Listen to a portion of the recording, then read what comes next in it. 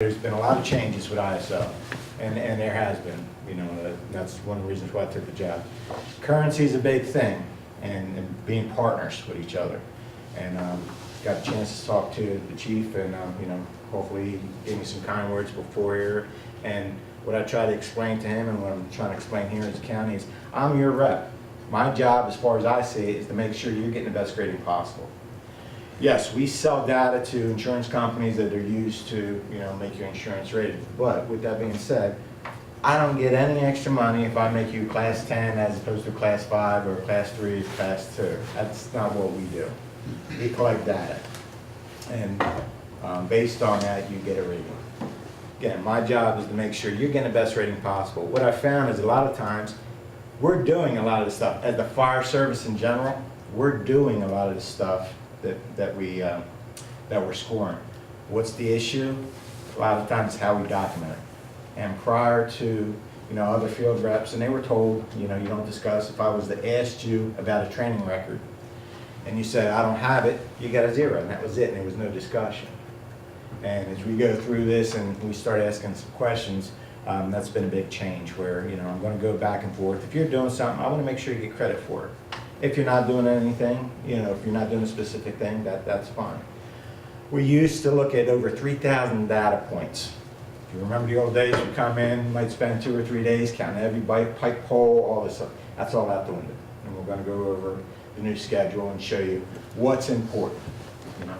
And a lot of it has to change because, again, we want currency. We want to make sure your information is no more than 5 years old. Has anything changed? No, we got a new truck, we got this, everything's the same. Great. What can we do? Nothing. Boom. It's going to be as simple as that. But currency is going to be a big thing. You know, trying to develop that relationship. So with that being said, we got a little PowerPoint I'll go over during our discussion. You got a question? Let's talk about it right down in there. I'm not opposed to, hey, stop. Let's talk about this. Well, we start with our document. We call it the Fire Suppression Rating Schedule. Last year, Virginia was a little late. August or September last year is when they adopted the new schedule. And the schedule is nothing more than, here's the document that we're going to score your fire department. Judge is probably not a good one. Score your fire department based on. And there's been a lot of changes, for the good in a lot of cases. Going back from 1980, you can just imagine, you know, we're not doing the same thing the same way. Technologies are different. We recognize the importance of community solutions to property loss. So there's a whole new section on what are you doing in community risk reduction to prevent the fires from happening. And if you're doing certain things, you should be getting credit for you know, stopping a fire before it even starts. It addresses and updates the consensus standards, NFPA, and some of the other standards. And again, our goal is to review and revise 3 to 5 years. Optimum is going to be 4. What's our goal and objective? We'll provide the insurance industry with a comprehensive view of fire protection in the community.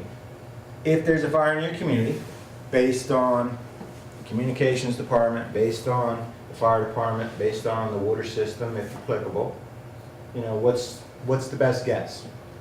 You know, how can we analyze that? And there's a lot based on past data on how departments train, pump size. We'll talk about certain buildings with fire flows. You know, if you have small buildings in your area with nothing more than 1,000 gallons per minute you need, well, obviously, you know, you don't need as much stuff as City of Lexington has several, you got a couple 8,000 needed fire flow buildings here, if I remember. So, and we're going to use external feedback to build consensus. You know, again, I'm your rep. That's what are we going to do to work together. Input from stakeholders. This is not something that a bunch of people just sat in a room. I have been, not complaining, I have been expressing my thoughts towards the ISO schedule while I was chief and during that time. I don't know. I guess it turned out to be a good thing to be able to get that relationship and get the call back. But they're taking information from the International Fire Chiefs, International Firefighters, National Fire Academy, National Fire Protection Association, Waterworks Association. All these agencies came together and they looked at the standard, you know, and try to make something another working document. It's going to work for you, it's going to work for the insurance company. But can you imagine? Got everybody, all these individuals listed. Is everybody happy, do you think, with the current schedule? No. And there's still some outliers. The state of Texas is still have issues. They're big on, they want calves included, and you know, the bottom line is the data is still out on the effectiveness of calves. I mean, I'm not saying I'm pro or against them, I'm saying that the overall data is still out. So what are we looking at? How does it really work? What are we looking to score? All starts with a water supply. Okay, what kind of water supply? Is it public water? For those of you without public water, we're going to talk about what's your water supply. And most of these in here are the class 9s right now. You don't have a public water system. Does that mean you can't fight fire? How are you getting water? Tankers, you know, maybe dry hydrants, things of that nature. So we're taking a look at water supply. From the water supplies, most of the time it goes to a filtration plant, or it can simply be interjected with chlorine, or in some cases it goes directly into the system from the source. It goes into a distribution grid. In a distribution grid, we'll look at the gravity tanks, we'll look at fire hydrants, but all these things we're taking a look at and grading. Obviously, if fire hydrants haven't been inspected, haven't been operating properly during a fire situation, are you more likely to have problems with a system that's not maintained as opposed to a system that is maintained? Absolutely. If during a fire you don't have a dedicated system, or if you have gravity tanks that are only 20% full of water as opposed to 90% full of water, can we make some, you know, educated guesses on what would happen on a large-scale fire? So we look at the water system. Water system stands, we have a house fire, commercial structure, whatever, we have a fire. One of the things you got to remember, ISO schedule is concerned about fire loss to property, period. Not saying it's right, not saying it's wrong, I'm saying this schedule looks at fire property loss, which means you spend time with AEDs, life safety, that's great. I'm not saying that's not important. But as far as the schedule, this schedule, it's not being graded that way. That makes sense. So one of the things we'll look at is when we do ladder testing. You know, all we're main concerned is the ladder on top of the piece of apparatus. Go to a lot of places and they say, what about our ground ladders? We check our ground ladders. As a past chief and as somebody that understands that, that is great. Just understand, as far as the ISO schedule, you don't get any extra points, you don't lose any extra points for that, if that makes sense. And some people ask, well, why? That don't make sense to me. And life safety, why do we worry about the ladder on top of the piece of apparatus? Because that's what's going to flow water, large water during large fires. Okay, if that makes sense. So you have a house fire, you have a commercial fire, what happens? Call 911, your communication center. Communication centers have been improving throughout the years. You remember the old schedule we used to look at, well, is your emergency number in the phone book? Is the fire department number in the phone? All that's out the window. Why? What's the number you call when where's an emergency? 911, period. That's what's ingrained in everybody's mind. So how we're looking at communications centers is different. The other thing, you have 11 communities with Lexington City using the one communication center. Used to be, I would come out and do I would evaluate the communication center. Then I would go out, go to the next town, go back, evaluate the communication center. Didn't make much sense because nothing's changed. Now we're doing things, here's the one communication center, and we'll just pull that information over each and every time. So we get a call from 911, what happens? Fire truck pulls up. So we're going to be taking a look at, obviously, what's important with not just fire truck pulling up on a house fire. What do you need? Personnel. You know, personnel to deploy, so we'll be taking a look at personnel. What else is important with a fire truck? Pumping. Do you have a way to connect to your water main and then connect out and put the water on a fire with you know, how much is the needed fire flow? Obviously, a structure dwelling fire is going to need less water per minute than a large commercial structure. So when we analyze under the new schedule, we're still looking at those three major areas: the communication system, the water department, and the fire department. But again, we're not going to get down to those 3,000 data points where we're counting the number of pipe poles, because all of you has been a couple years in fire service or more. How often, does it really matter whether you got 2 pipe poles or 3 pipe poles on your truck? How many times did that come into play? You no longer have to take out the 2.5-inch hose jacket out of the museum or down in the basement or borrowing it from the neighboring company, because ISO's coming and sticking it on your apparatus, or when a guy walks around to one end, you're taking it out through the other side, sticking it on the other truck. Don't say it doesn't happen, I've heard the stories, I know, all right?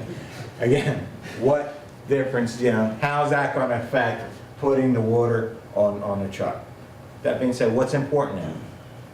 Pumps being tested. Why?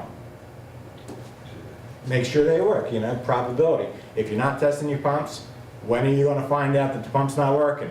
During that fire. Same with your hose. If you're not testing your hose, when's it going to likely burst? At the fire. So that's where we're looking at those big items. Looking at the big items. Okay. Your property protection code, PPC community code is based on thorough grading of the community's fire mitigation efforts, local, and the location of the property relevant to station response. So again, we also look at how close you are to the fire station as far as response. We did increase that from 5 to 7 miles. Then outside that 7 miles, obviously there's a deduction in class, simply because the time it takes for us to respond. Okay, so our grading schedule, we'll go through this pretty quick. It's still based on 100 points if you're familiar with it. Emergency communications 10, fire department's 50, water supplies 40. If you haven't gotten it already, because did you send out the new grading schedules electronically that I sent? Or? Everything Okay. you sent was You should have this stuff electronically. If for whatever reason you don't, shoot me an email. I will send you out everything electronically. But we're still looking at those 100 points total. We still have the 10 classes, everything from class 1 to class 10.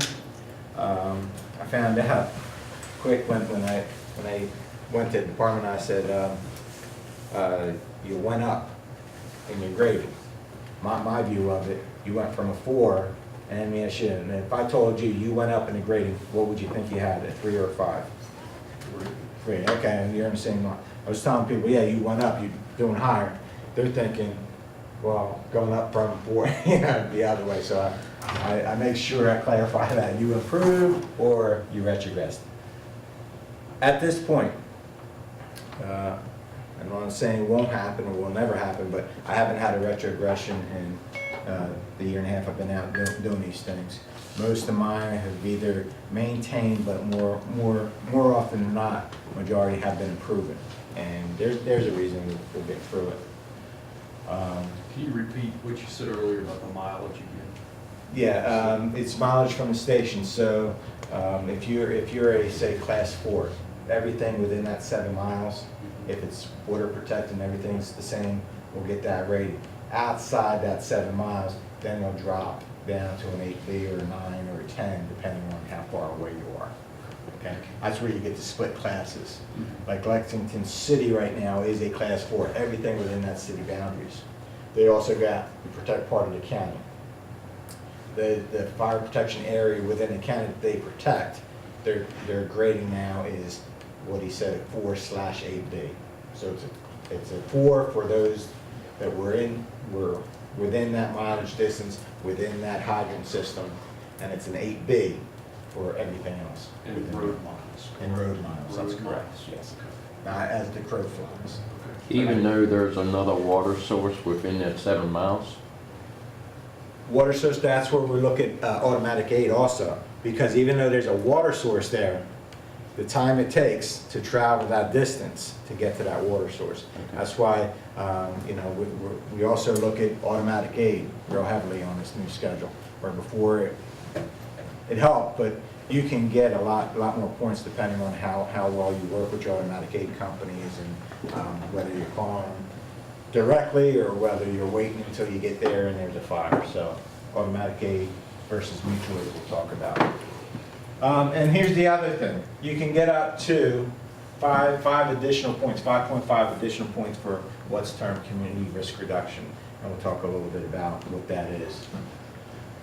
Current breakdown, if you look at it, for all fire protection areas that we cover by distribution, obviously still a lot is class 9, and basically what that means is non-water supply. That's why they're class 9. They have the fire protection, they got communication.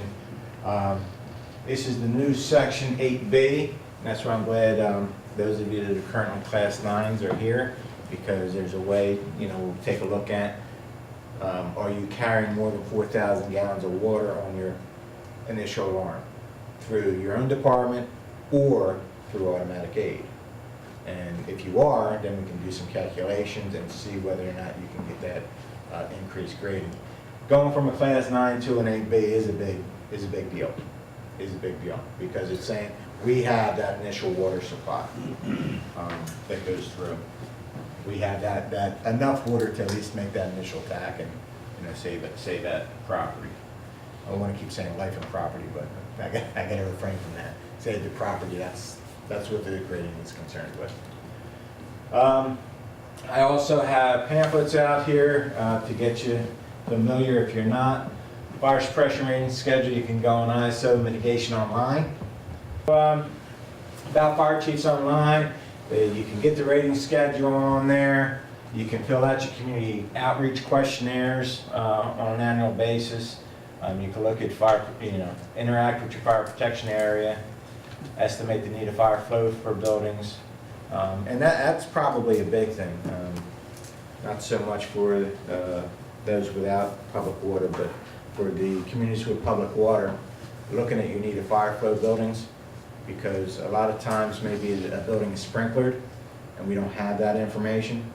So if the building is sprinklered, it won't go against your total need of fire flow for your community, because the theory is if there's a fire within that building, what's going to happen? What's going to protect it? The sprinkler system.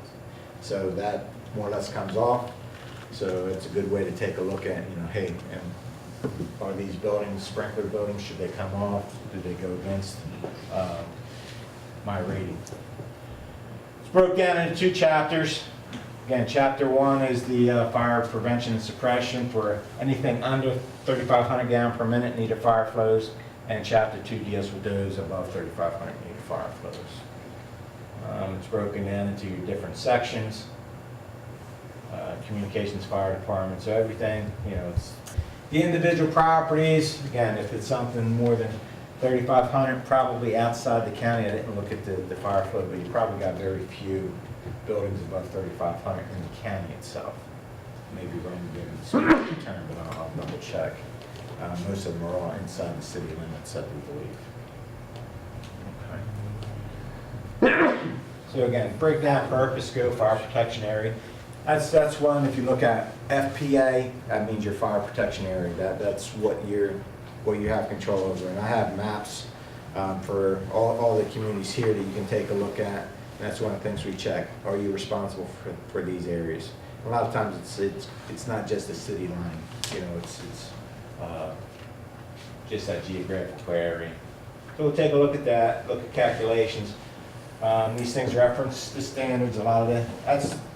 It's one of the things that's nice, like with the apparatus sheets anymore. If you got an NFPA compliant engine, we got a button right now where we just say boom, NFPA compliant engine, and you get your points for it.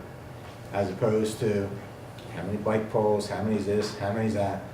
That's why, like with the apparatus sheets, I got to revise them because they go out there a little confusing. But I think somebody asked me the other day, not from this department, but they're looking at this and they said there's 3 different places where there's a heavy string device. And the bottom line is, if you're checking one out of those 3 areas, it's giving you the same points. That's why these are a little confusing. I'm going back to back to some other forms, so we're a little bit easier to use.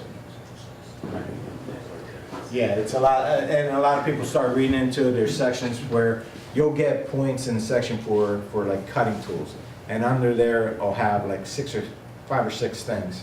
And let me give you an example. So under the section for cutting units, portable thermal cutting unit, circular saw, hydraulic pneumatic cutting tool, oxygen and gasoline cutting torch, plasma cutting torch. I'm gonna look at that and say, what do I need? One of each? Now, as long as you're checking one in that box, doesn't matter what it is, you're getting credit for it. These are the breakdowns, and again, if you have questions as far as the breakdowns, I can go through, but I'd rather, instead of just reading slides to you, go through to let you know where you can find this stuff in the schedule, and more or less address it with questions. But again, just know that we're breaking it down into 1 through 10. This is the section you're going to find what's the basic stuff you need for each one. Again, for class 1A, who's buying a pumper now that's less than 750 gallons per minute? No, nope, not many, unless it's a brush unit or something like that. But your first out pumper is usually more than 750 gallons per minute, I would think. Section 300 deals with sprinklers and exposures.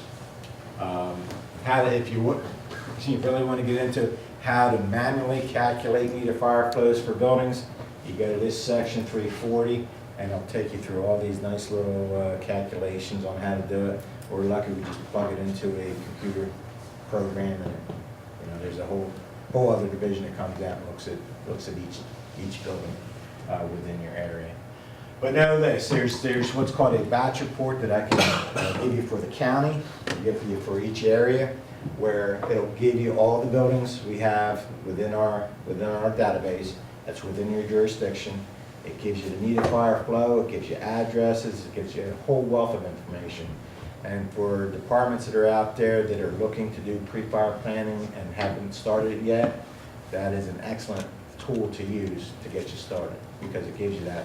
Here's the building, here's addresses, here's names of the businesses that's in there, latitude, longitude locations. If you're into GIS or want to plot them, that's what that other website allows you to do. Actually go and see the map of your area and see where these buildings are located.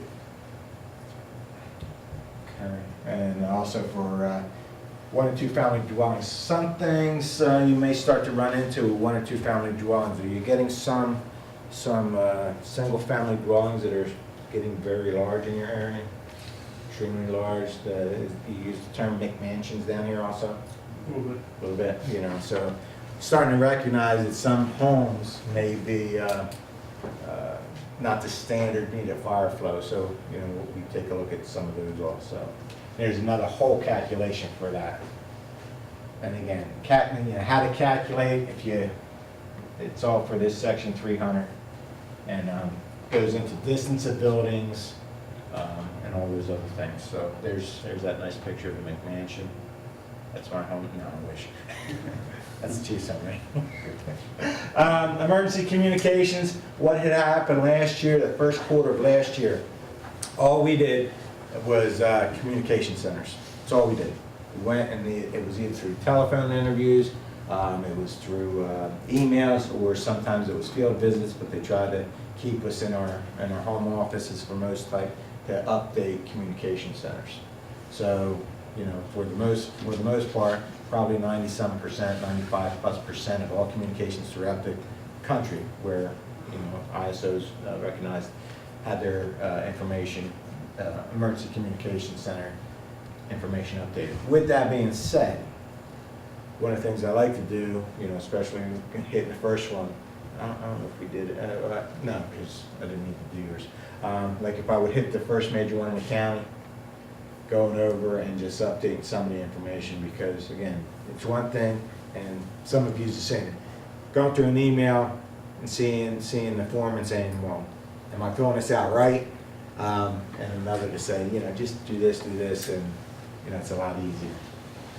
But if you look at that, the old telephone service, that's where we're looking at phone books and all that other stuff. It's all out the window. We're looking at how's the call being routed in, you know, through 911? How many telecommunicators and what kind of circuits? So what that means is we're just looking at getting a 911 call. We used to look at how many communicators were on duty. That's all out the window now because, again, we know that situations just like a major fire, what are you gonna do? Call in more firefighters or call in more alarms. Dispatch center is the same thing. If you're getting, you know, nor'easters coming in, chances are they're probably planning maybe put on 1 or 2 extra dispatchers in anticipation of, you know, higher call volume. So we're just looking at the number. So, good, bad, or different? Somebody gotta go? Company 10, Rescue 2, Rescue 1, Rescue 2, Rescue 1, additional call, Rescue 3, mutual aid. In area 16th and Sycamore, motor vehicle accident, Rushy 2, 1942. So we're looking at, you know, how many people are qualified. So there's a lot more there. For dispatch circuits, the key number there is 750. If you're running less than 750 calls, they only require one dispatch circuit. What does that mean? It means one method to alert you. 911 comes in, they send a signal to a tower, wireless signal goes to your pager, that's all you need. Above 750 calls, that's when they're looking for a second circuit. How else can it, if that first circuit goes down for any reason or overloaded, how can they get that message out? I believe you do have 2 circuits, right? You got credit for 2 circuits, which are communication center. So that's not a problem for your county. And again, all that other stuff with the phone directory, the business line, that's out the window. Don't have to worry about it anymore. Emergency reporting. That's all emergency communications. Any questions? You don't have any dispatchers in here, but any questions on emergency communication center? You have them, I'll go specifically over and just, you know, some of these slides are probably not pertinent. I'd rather get to here. Most of these, all of these in here. The fire department, here's where you're looking at. Here's the old schedule. Here's the new schedule. What's changed? Used to look at engine companies, used to look at total points was 10, now it's 6. That reserve engine, it used to give you a point. So now it's only going to give you half a point. Pump capacity used to give you a 5, went down to a 3. And ladder service from 5 to a 4. Well, where's the points being taken from over here going? Down here, distribution and deployment analysis. It went from 4 to 10. What are we looking there? That's where the automatic aid help comes in. Your distances come in. So therefore, we're recognizing if you know, your deployment analysis or your response, are you using, or are you depending just on yourself? Are you using automatic aid? If you use an automatic aid, you know, here's those extra points to bump up for your deployment analysis, if that makes sense. If you're in an area, your fire department, you only cover 5 square miles, you don't need automatic aid, that's great. You're going to get, you know, more points for deployment analysis.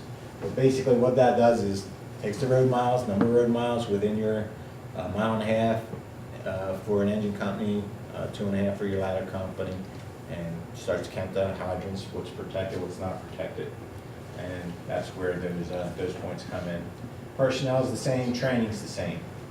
But again, we look at what was here. When we were up here, pump capacity, usually probably 90% plus of the departments that survey, you have more than enough pump capacity. You know, you usually have more than enough engine companies. So we're really looking at it down in here. You know, how quickly can you get them to the scene? How far out? What else are you using? And again, give you that extra credits, or give you more credits if you are using additional resources, automatic aid specifically. Automatic aid increased the maximum from 0.9 to 1. Again, there's the points. When you look at automatic aid, this is what I'm going to get to also. When you look at automatic aid, you can get as much as 1-for-1 credit for not only the engine, the area they can cover in your area, but also personnel to get full credit. So if your automatic aid company is bringing you on average 4 people, you can get credit for up to 4 additional people. How do you do that though? Not just call an automatic aid, but we'll look at is the shared communications, and if it's in the same county, that's a no-brainer. But we look at shared standard operating procedures, and are you training together on a regular basis? If you're doing those 3 things, chances are you can get a 1-for-1. That's where, right around, somebody in the county position, I'll put the new guy, you called yourself the new guy on it, but to help coordinate some of those activities. Can't really tell what county, but I will let you know I've been working with another county in this area. Did their whole county. For the most part, every department in that county increased because of the county presence. What I mean by that is, county has a reserve engine. County's reserve engine is housed at XYZ location, but it's available for any other department. Guess what? Every department can get credit for that county reserve engine. County as a whole does fire prevention activities. The county as a whole does fire investigations. Guess what? Because they have that tracked in the county, every department within that county gets that same credit. So there's some benefits, and we're not getting, there's some disadvantages, and I'll just say personally, I'll put this off to the side and I'll take the camera. I've been through a department, my personal department, shut down 3 stations, consolidated, I'm a bad guy, but you're looking at needs versus wants in some cases. My job, or my hope for you, is not to, not no side things, but what can we do to make sure you're maximizing your benefits?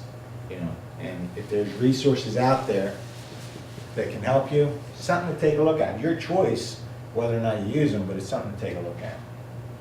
But that's what automatic aid. Are you using common SOPs, common dispatch? You'll get points for that. Engine companies, again, was reduced from 10 to 6. Most of the time we have more than enough engines, we have more than enough capacity as far as pump capacity. The equipment, again, throw that whole thing out the window. Maximum engine points is 600. So for example, in your case actually, because you don't have a public water supply, correct? So we're looking at going to an 8B. The only thing we're concerned about is engines. Right or wrong, the number of smoke ejectors he has on the truck, number of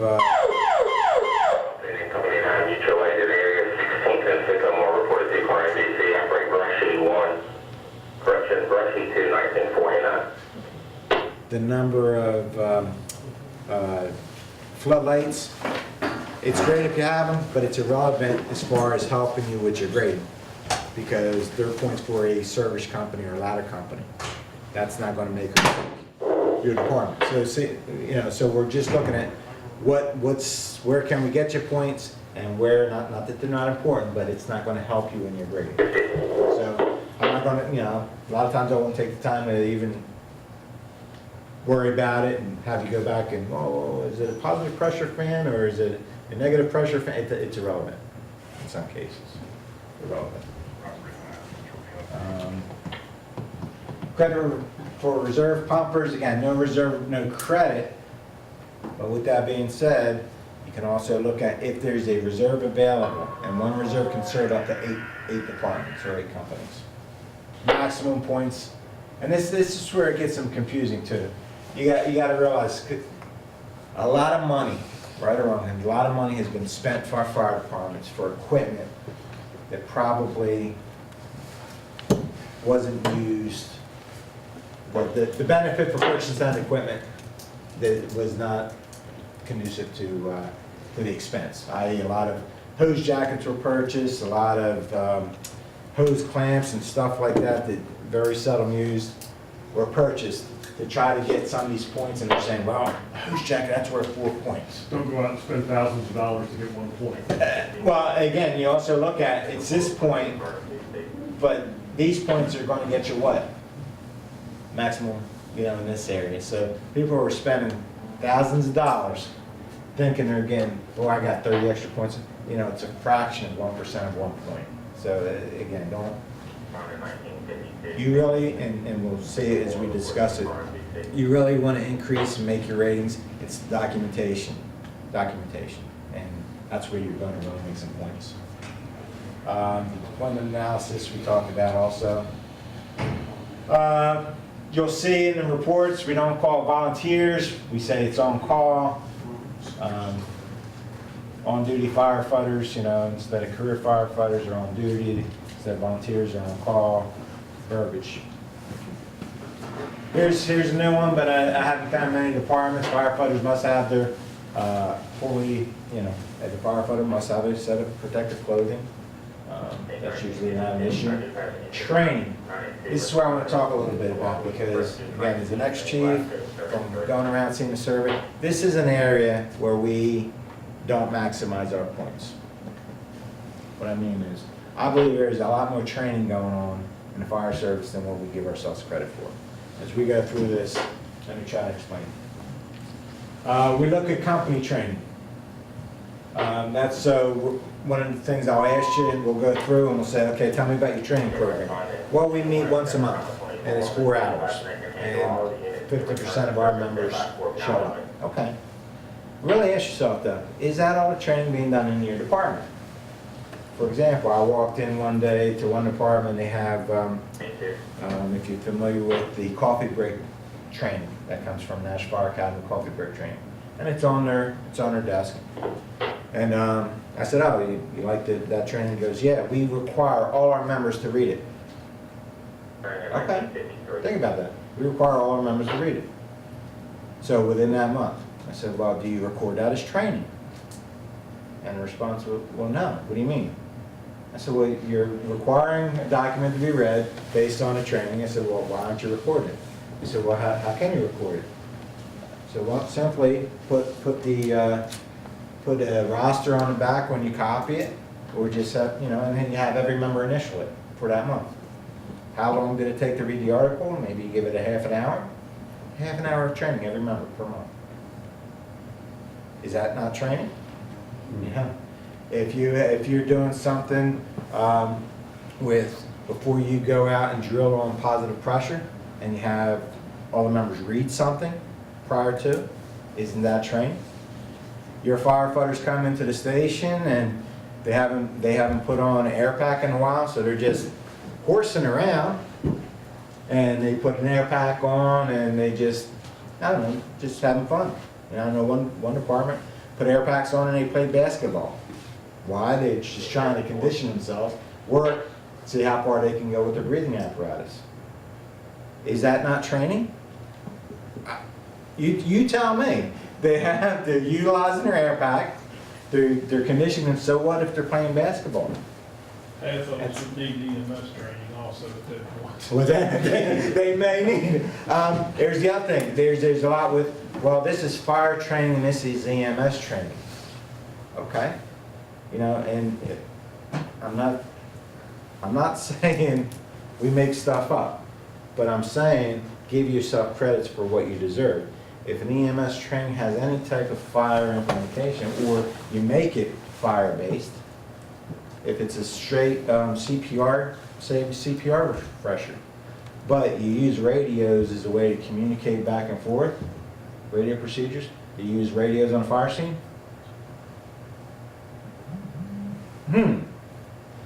Here's a big one, drives me nuts also. I go and I say, partner, and we'll get down to not new driver, existing driver. You could get up to 5 points for existing driver operating training. I go to somebody and I say, okay, what does it take to be a new driver? Oh, you got to go to EVOC, you got to go to this. Okay. Typical answer is I go to EVOC 16 hours, and that's it. In most cases, that's you know, I got a certificate for EVOC. My question though is, well, who teaches them how to pump? Well, the officer, they go out. How often? I don't know, they probably got 10 hours. I mean, these are typical response. Think about your department. You just send somebody out. They probably got 10 hours. Do you document that? What's the response? No. Wait a second. Look at and think, well, how long does it really take somebody to go out? Even if it's gone out and driving the streets, you know? That's behind the wheel time. It gets into this next one, existing driver operator training. I said, what? I've become a driver. What do I need to stay a driver? Well, we don't have anything. We don't require anything. Okay, I'm not saying, you know, if your SOPs don't require anything, that's fine. My question though, does the trucks go out of the station only for emergencies? How else do your trucks go out? Why do your trucks go out non-emergency? Public service. Public service calls, fuel, maintenance, joyriding, right? Which can mean, why is that truck out joyriding? And how we see things. And what do we view it as? Oh, we're joyriding. Think about this. A pilot, to maintain his pilot's license, has to do what? So many hours behind the wheel. Touch and go, so many hours. Every time that truck goes out in a non-emergency situation, somebody's behind the wheel. Somebody's maintaining that behind the wheel time. At the end of the year, you add up those hours, you'll be surprised. Now my question when people come up to them and say, well, you know, because they say we need an existing driver training program, what's the difference from the chief scheduling me to go out on a Saturday with him so he can watch me drive the truck around for an hour behind the wheel, or if I took the truck back and forth to the fuel depot 4 times in that month for that same hour? What's really the difference? How we see it, how we perceive it, and how we document it. How would you recommend documenting it, like a driver log? Driver log is as simple as that. Every time that truck goes out, and I do it by time, because it's not just mileage, right? What do? You stop, you fill up the tank, maybe whatever. So it's by time. The truck was out for an hour.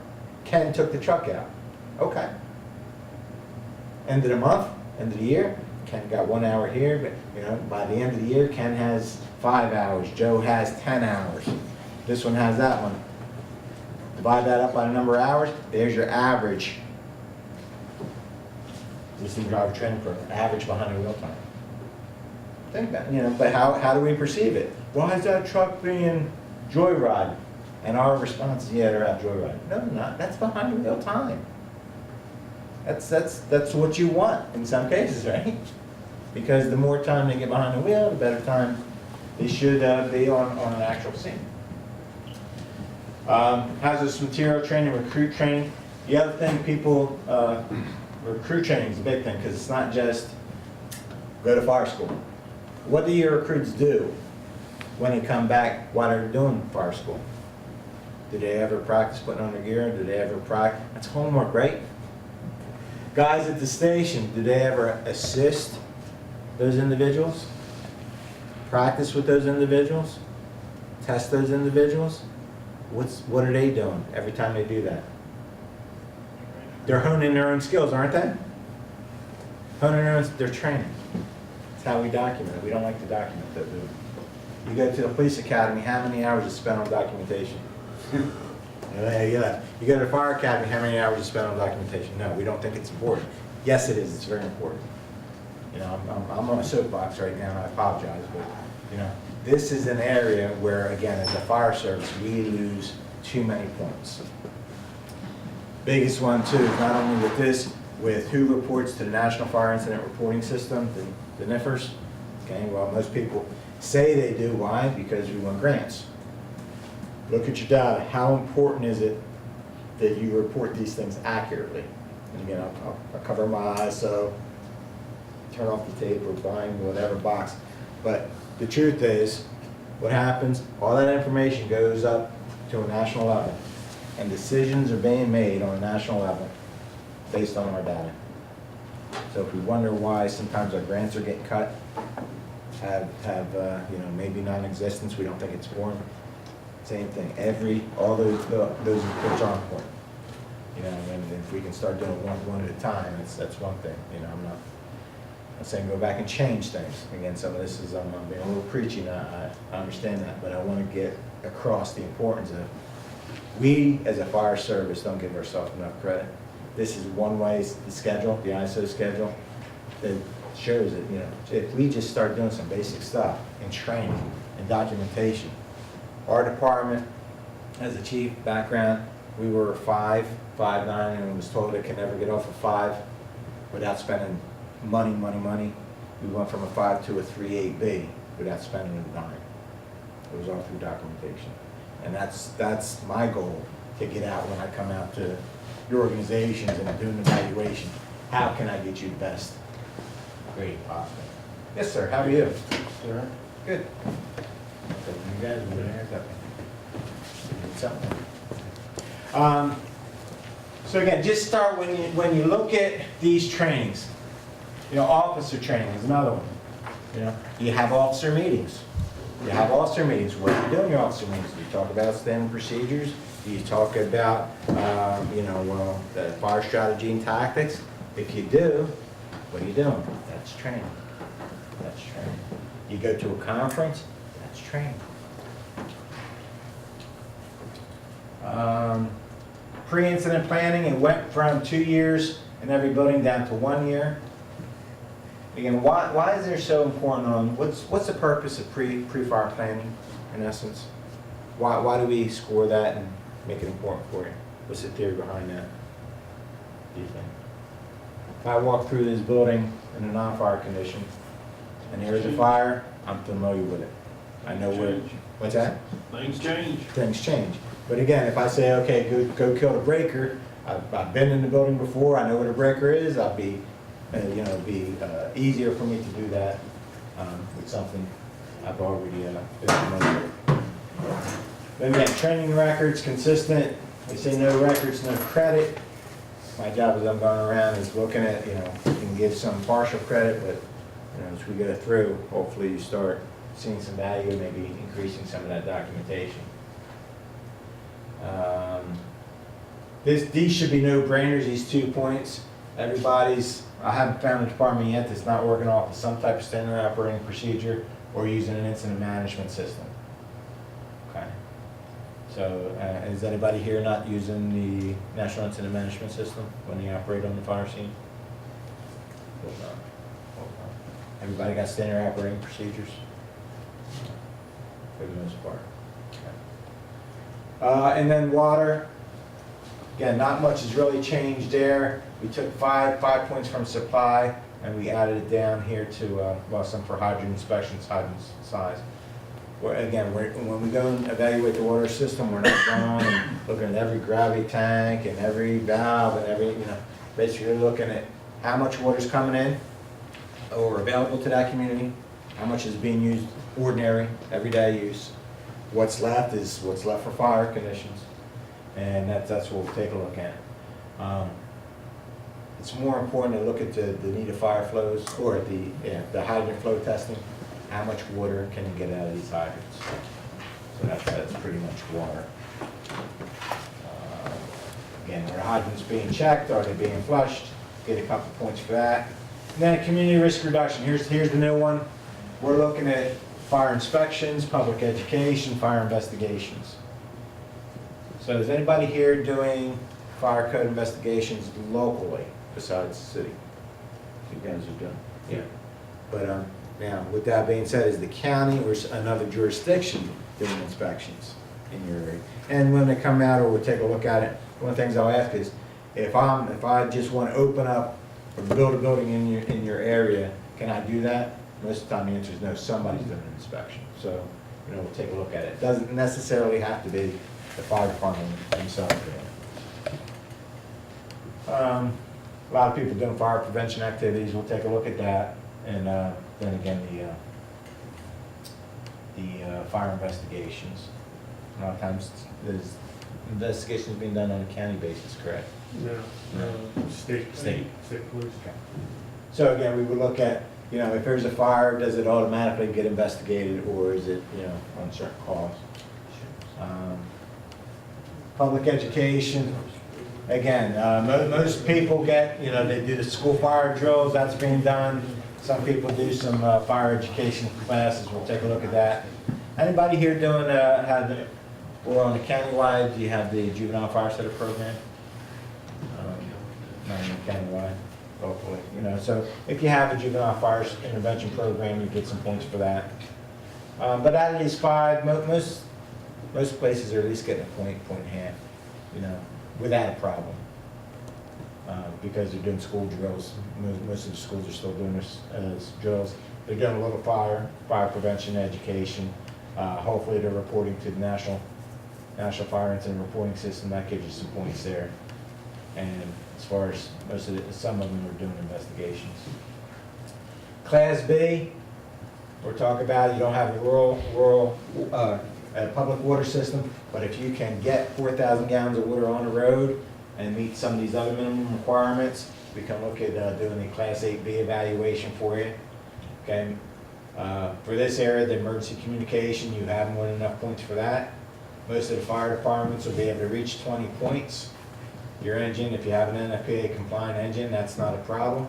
So the real issue is, can we get you that 4,000 gallons of water on the road?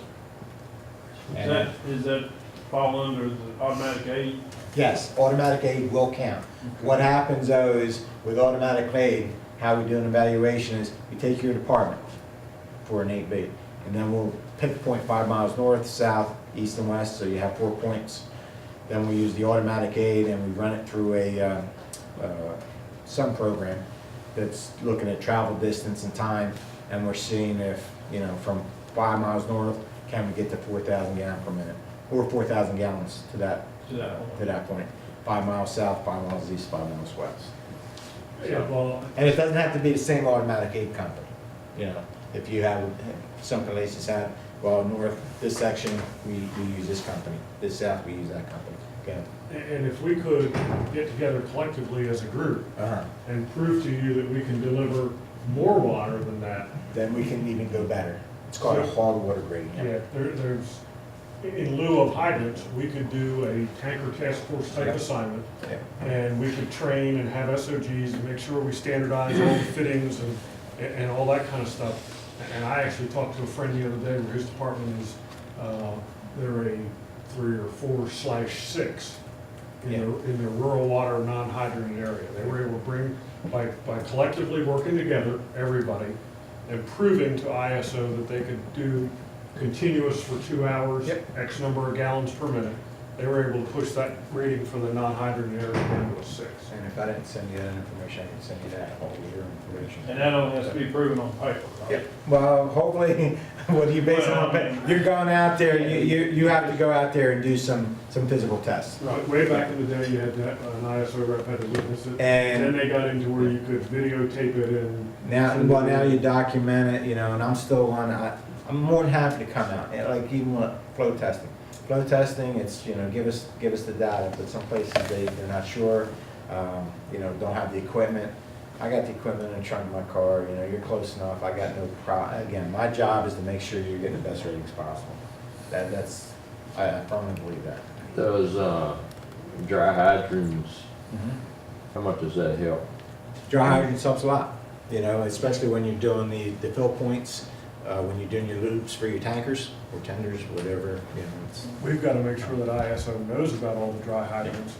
That's what I say, when you come out to inspect our department, the more dry hydrants we have. And I have the complete list from the state of Virginia, so I can give you the counties that's already recognized that through a grant a few years back, Department of Forestry, they went and had so many hydrants labeled, dry hydrants, and your big properties gets in there. All right, so again, that's a slideshow in a nutshell. We went through it kind of quick, I think, you know, trying to hone on the importance.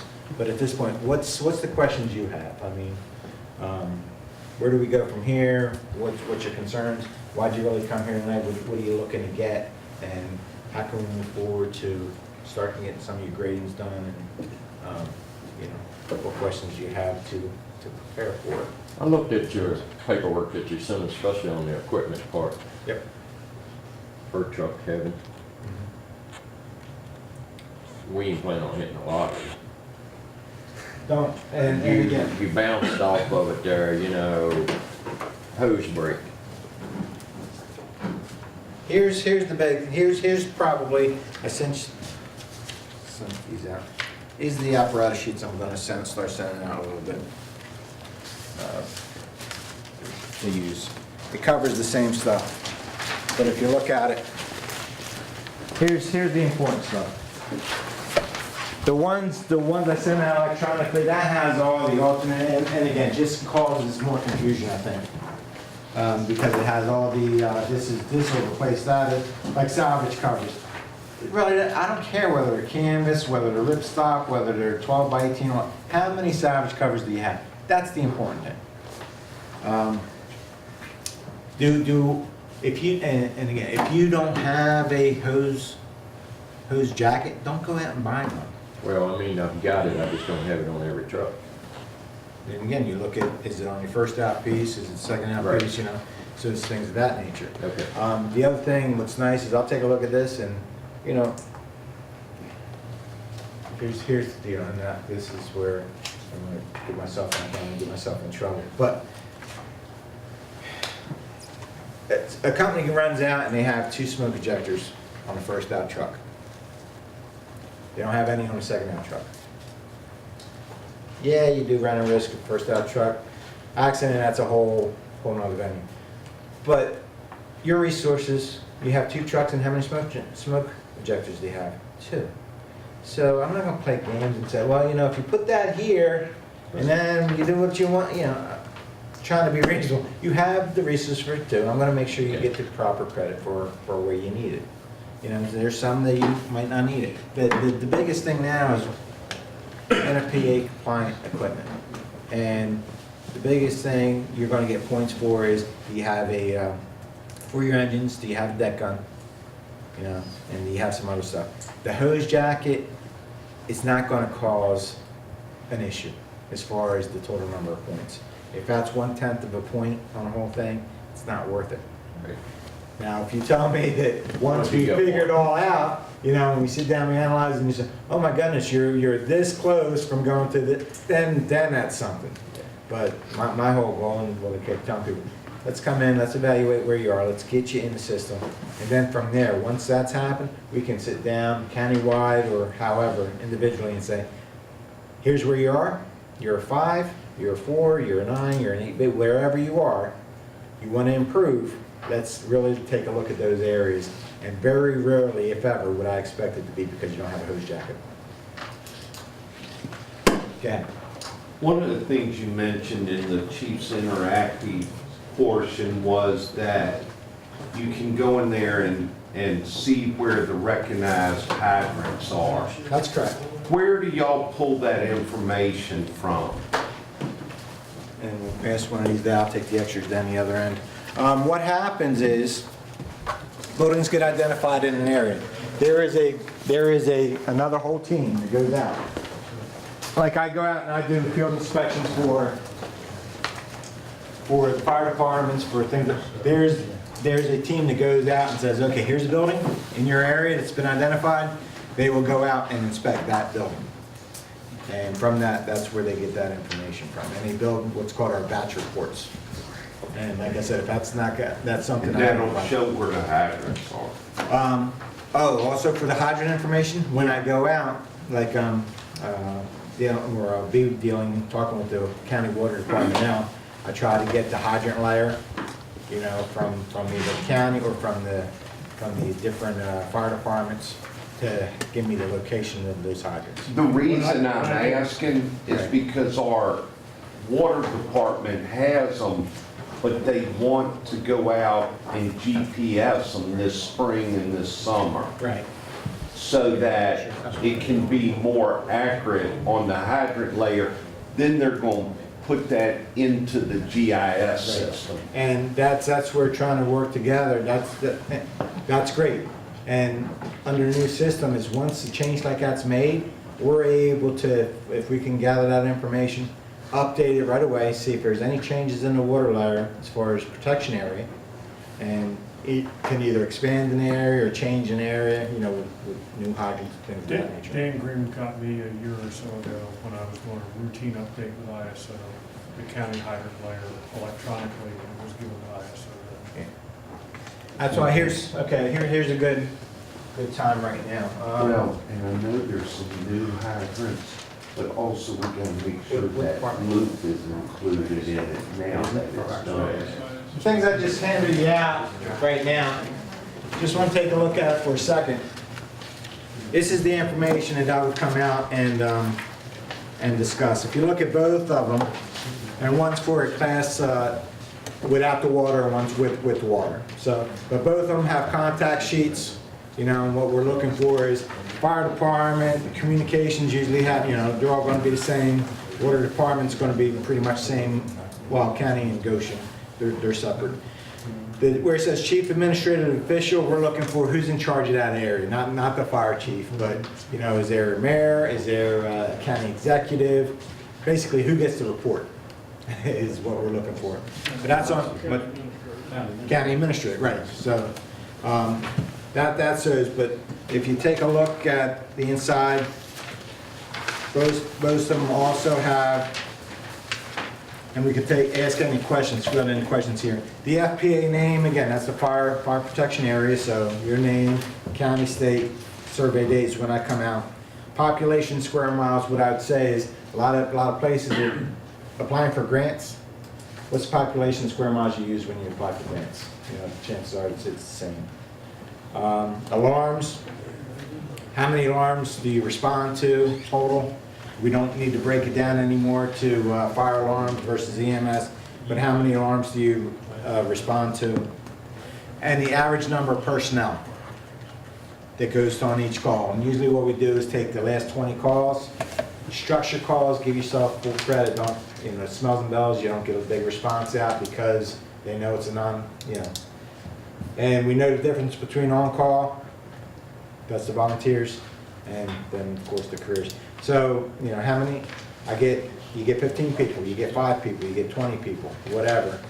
When I go first time around, I'm not going to be like we used to go and look through every document. It's not necessary anymore. I'm fielding the question, how many people do you usually get on a call? If it's 8, it's 8. With that being said, 3 or 4 years from now when I come back, you know, I may have a charge from our office of, you know, just verify hose records. And then I will tell you, I'm coming out, have hose records available. That's what I want to field test. Or if it's the personnel, have your last 20 structure calls available so that I can review them. But it's not where you're going to do boxes and boxes anymore and, you know, I'm going to spend 3 days there. You want this based off of last year, total number of alarms?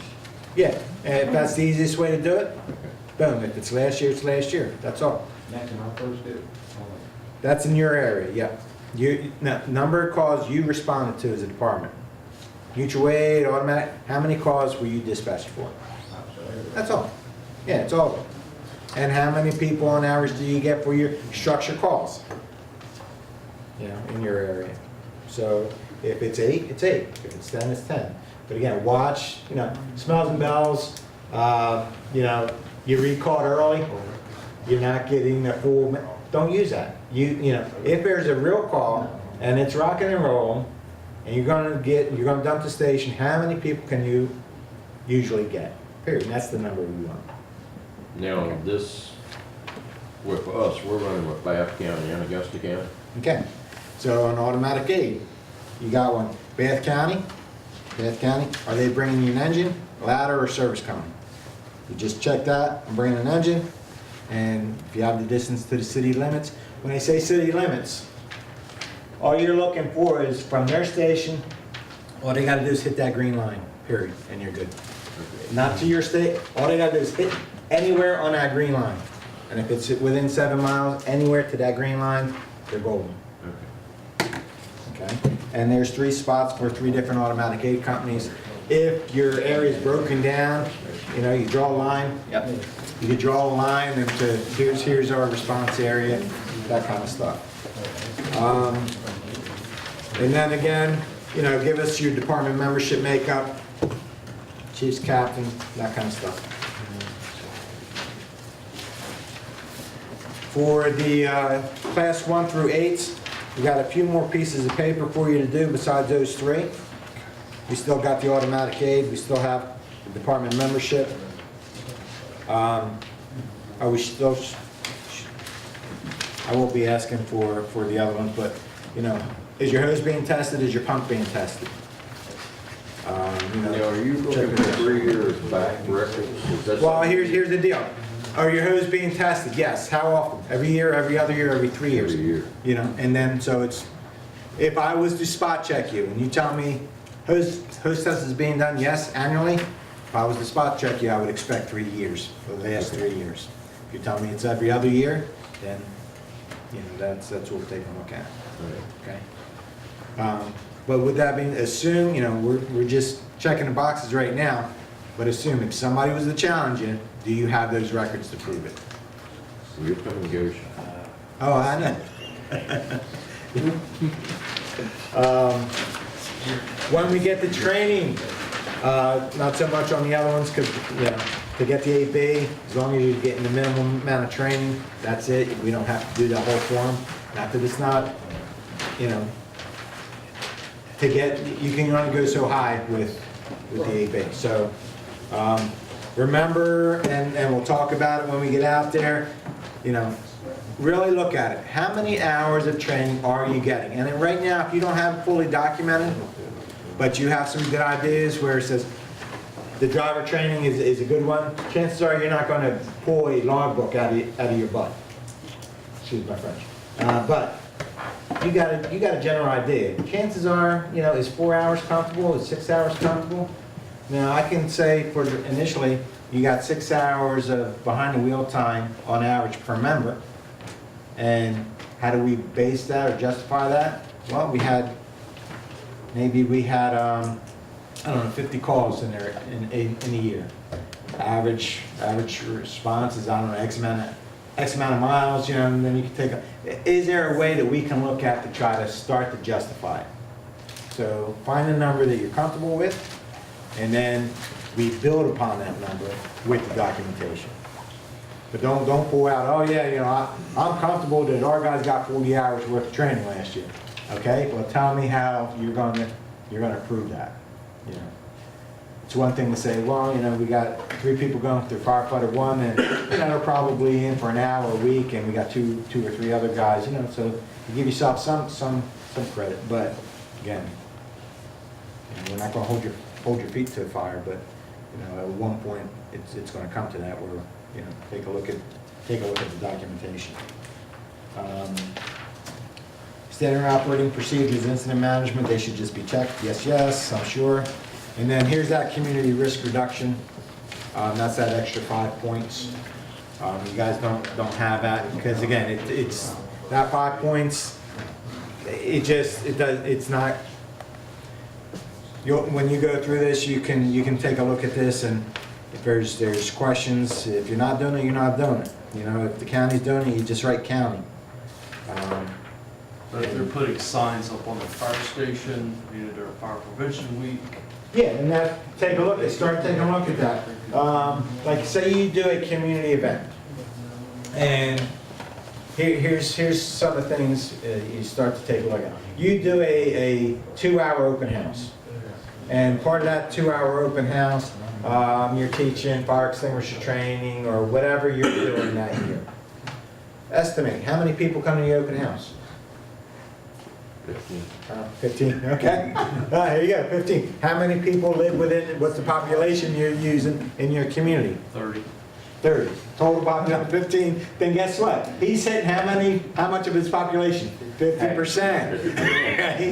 We're getting somewhere. If there's 100 people and the same 15 show up, he's reaching 15% of his population. If you're doing schools and you're doing like all 4th graders, and there's 100 4th graders, okay, well again, you start to, doesn't have to be exact numbers right now, just give me a good solid estimate. How many people do you really think you're hitting? You know, Fundraisers, I mean, a lot of these departments have fundraisers where people are going through fire trucks. I mean, well, here's the deal though. place I'm living now, you know, they come around knocking every October. I'm here, annual fundraiser, and they go door to door fundraising, okay? But that's all they do, period. And it's like, well, what, you're knocking door to door to solicit money, which is fine. Why are you there? Simple, sir. You have working smoke detector in your house? It just imagine, if they said, I'm here for the fundraiser, you have a working smoke detector in your house, can I check it? Make sure your smoke detectors. And they knocked on every door, which they do for the fundraiser, or a good 90%. How many homes did they just hit? 90% of the residents, now they did smoke detector Well, they do education. that in the form of a newsletter. Okay, how many people, then that's probably, how many people read the newsletter, how many, you know. So, it's one thing to say, it's getting out that knock on the door, direct contact, and then newsletter. Okay, you do newsletter or something. You'll get some, but, you know, it's not everybody who reads the How about newsletter. if that's reflected back in numbers of donations in response to that letter? That's great. Then, you know, if you're showing, based on that letter, you're getting 50% response back, absolutely. And if you do online surveys, same thing. Perfect. because- Absolutely. What are you using to justify your decision of when somebody says I hit 40% of my population, okay, tell me how. I did the surveys, I did this, I did that. Perfect. Again, what did you teach them? Well, we did smoke detectors. Or knock, knock, I'm here for my fundraiser, and that was it. Robert, Alert Rockbridge, are you able to tell who in the areas have signed up for Alert Rockbridge? And then there's stuff that's sent out over Alert Rockbridge. Right, right. Now, are you talking about, can I break it down by, We've actually set it up in Goshen to temperature. I can do Goshen, I can do Glasgow, then I can do the county as a whole, and then I know the cities. So, yes. So we could send something out through that and say we reached this many people on behalf of the fire departments. And see, you're doing it already in most cases. What's the issue? We're not recording or we never realized, you know, like I said, that you're knocking on every door. I still can't keep repeating, but I can't imagine. You're knocking on everybody's door. But yeah, you can't even ask whether or not they got a working smoke detector. To me, it's a lost contact. Not that, I'm not judging anybody. It's a lost contact. Right. That's all. Every issue is they want us to buy on that smoke detector. What's that? They want us to buy on that smoke detector. Well, maybe you can, maybe you can't. I don't know. But if nothing else, We do that. if nothing else, you got a breakdown of, I'm not saying buy them, 50% of our homes have working smoke detectors, the other 50 don't. Maybe we gotta do some work in pub ed. Or maybe there's a reason why. Maybe it's economically the problem and they can't buy them. All right, are there grants available? How do you justify them? Or 50, now you got data though. 50% of our homes don't have working smoke detectors, and it's because they can't afford them. Got a better shot of getting a grant from that than saying, we want to hand out smoke detectors. We applied for a grant, we're getting an ag, so we stole Bureau Vista smoke detectors and took them to Goshen. You're on video. I don't do that. We got smoke detectors. See, that's why that video's bad. That's it. This video's bad. We got them. All right. Okay. Yes. Yeah, they didn't have it for the grants, we would have been supposed to go. Yeah, they did. We got them. Yeah, I mean, to really document it, that's the best. You have, here's the date, here's how many hours, and hose and appliance drill, you know, we deployed, you know, pack hose, whatever, you know, give a brief description. But always try to make sure it relates to fire. No matter what drill you're doing, try to make sure it relates somehow to fire. This way you don't get into, well, you know, that's really here's one that people kind of go off on is, well, vehicle extrication. Maybe somebody donated a vehicle to you, you got the draws, and you know, you use that, and it's patient packaging. Well, is that a fire drill or an EMS drill? Answer is yes, though. Right? Why? Do you use forcible entry equipment on a fire scene? So it doesn't matter whether it's a car or something. The thing is, you're related to, you're using a tool, whether it's a Halligan bar, whether it's a cutter, whatever. So you're relating it back to some type of. And you don't even have to go that far. It's just, you know, yes, everything's a fire drill. It's related to it, and it is. If you think about it, standard operating procedures, radio communication, you're using it on EMS, you're using it on a fire. So if you, my whole thing, so what if you're doing a CPR drill?